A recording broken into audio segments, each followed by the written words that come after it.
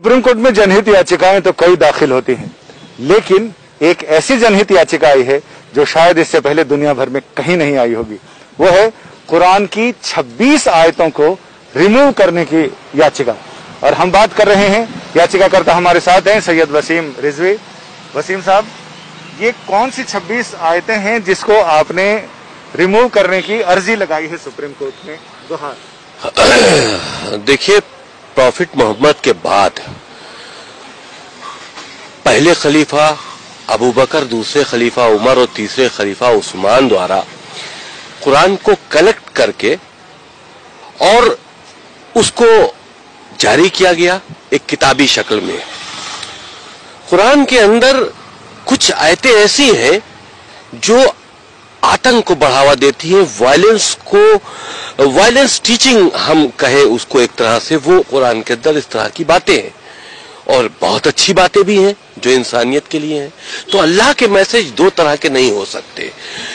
तो ये तीन जो खलीफा थे, इन्होंने ताकत का इस्तेमाल करते हुए कुरान के अंदर अमेंडमेंट करके इस तरह की आयतों को डालकर कुरान शरीफ को दुनिया के लिए जारी किया और उसी का सहारा लेकर पूरी दुनिया में आगे बढ़े हैं ताकत के दम पर इस्लाम को फैलाने के लिए।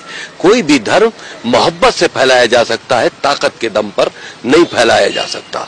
और इस वजह से आज इस्लाम को फैलाने के लिए जो कुरान के अंदर अमेंडमेंट किए गए थे, जो इस तरह के मैसेजेस डाले गए थे, जो वायलेंस को बढ़ा रहे थे, जो जुल्म और ज़्यादती कर रहे थे, आज उसका फायदा आतंकवादी उठा रहे हैं। मदरसों के जरिए आम मुसलमानों के बच्चे उसको पढ़ रहे हैं और उनका जहन जो है वो कट्टरपंथ की तरफ बढ़ रहा है।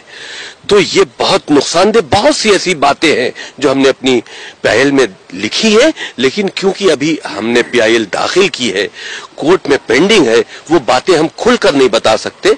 लेकिन हमें उम्मीद है कि ये चीजें कोर्ट को इसमें इंटरफेरेंस करना चाहिए। हमारी देश की सुरक्षा से जुड़ा मामला है। इन 26 आयतें जो वायलेंस की टीचिंग है इस्लाम के अंदर, जो पूरी दुनिया में आतंक का सबब बनी हुई है, इनको कुरान से रिमूव होना चाहिए। आपको लगता है कि कोर्ट ऐसे संवेदनशील मामले में, जिसमें एक फेथ से जुड़ा हुआ मामला है, उसमें मुदाखलत करेगा? यह मामला फेथ से जुड़ा नहीं है। फेथ से जुड़ा हुआ होता है इंसानियत का मामला। किसी का कत्ल कर देना फेथ से जुड़ा मामला है। आप अगर इसको फेथ से जोड़ लेते हैं तो हमको इजाजत दीजिए कि हम काफिरों का कत्ल कर दें। तो ये फेथ से जुड़ा नहीं है, ये वायलेंस टीचिंग है। ये एक तरह से आतंकी गतिविधियों में मुसलमान बच्चों को लिप्त करने की बात है और उसका सहारा कुरान मजीद से लिया जा रहा है। बहुत सी अच्छी बातें हैं कुरान मजीद में। हम तो कहते हैं कुरान मजीद को हम बैन करने की बात नहीं करते। उसके अंदर जो वायरस खलीफाओं ने डाला है इस्लाम को आगे बढ़ाने के लिए ताकत के दम पर, उसको रिमूव करो, क्योंकि आज उसका गलत फायदा उठाया जा रहा है और मुसलमान बच्चों को आतंकवाद की तरफ लिया जाया जा रहा है। तो आपको लगता है कि जो किसी जमाने में इस्लाम की ताकत के बल पर इस्लाम को फैलाने की बात की जा रही थी, आज वो इस्लाम को कमजोर कर रहा है? जो बुनियादी शिक्षाएं हैं इस्लाम की इंसानियत के भले के लिए, जाहिर सी बात है, जिस वक्त ये कुरान के अंदर अमेंडमेंट करके इस तरह के अल्लाह के नाम से मैसेजेस डाले गए जो हमने चैलेंज किए हैं, उस वक्त तो उनका मकसद यही होगा कि हम इसको अपनी ताकत से जोड़े। अल्लाह के मैसेज के नाम पर जिहाद क्या है? ये उस वक्त जिहाद था कि इस्लाम को फैलाना था। आज वो जिहाद का गलत इस्तेमाल हो रहा है, आतंकवादी जिहाद का इस्तेमाल कर रहे हैं। तो उस वक्त तो इस्लाम का दायरा बढ़ाने के लिए ये काम किया गया था, लेकिन आज इस्लाम उसी से बदनाम हो रहा है। हमारे साथ सुधाकर द्विवेदी जी हैं, जिन्होंने ये सारी पिटीशन ड्राफ्ट भी की है और इसके बारे में इनके तकनीकी पहलुओं पे बात करते हैं कि इसमें आपने इसको संवैधानिक की जो मूल भावना है, जिसमें देश के खिलाफ हमला या देश पर हमला, देश की संप्रभुता, एकता और अखंडता पर, उसके साथ आपने देखिए, जो हमारा संविधान है वो प्रत्येक नागरिक को जो है प्रोटेक्शन देता है। तो उसी प्रोटेक्शन में जो है कोई भी ऐसी टीचिंग नहीं हो सकती जिससे कि आतंकवाद की पढ़ाई हो, जिससे कि आतंकवाद को एजुकेट किया जाए। तो ऐसे किसी भी धर्म में, ऐसा नहीं कि केवल मुस्लिम धर्म में, किसी भी धर्म में इस तरीके की कोई भी टीचिंग हो तो उसको चैलेंज किया जा सकता है। और हमारा संविधान इस चीज का अधिकार देता है कि अगर देश के खिलाफ कोई प्रॉक्सी वॉर के लिए कोई टीचिंग हो रही हो चाहे वो स्कूल एजुकेशन हो या किसी भी तरीके की एजुकेशन में हो, तो उसको रिमूव करने का हमारा राइट है। और दूसरा कि इस्लामिक आतंकवाद इसमें सबसे ज्यादा आगे जो है रहा है शुरू से पूरे विश्व में, और उसका सबसे ज्यादा भुक्तभोगी जो है वो हिंदुस्तान रहा है।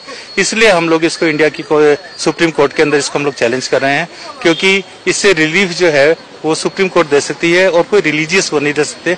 और इसमें कोई रिलीजियस इशू नहीं है, ये कोई धार्मिक उसको हमने कोई चैलेंज नहीं किया है। हमारा केवल इसके अंदर जो मेन ग्राउंड है वो यही है कि कोई भी ऐसी टीचिंग जो आतंकवाद को बढ़ाती हो, जो ह्यूमैनिटी के लिए खतरा हो, उसको रिमूव किया जाए। कुरान एक बहुत अच्छा ग्रंथ है, उसकी जितनी पॉजिटिव चीजें वो जरूर पढ़ाई जानी चाहिए, लेकिन जो चीजें इंसानियत के खिलाफ हो उनको रिमूव करने के लिए हमने इसमें प्रेयर की। आपका बहुत बहुत शुक्रिया।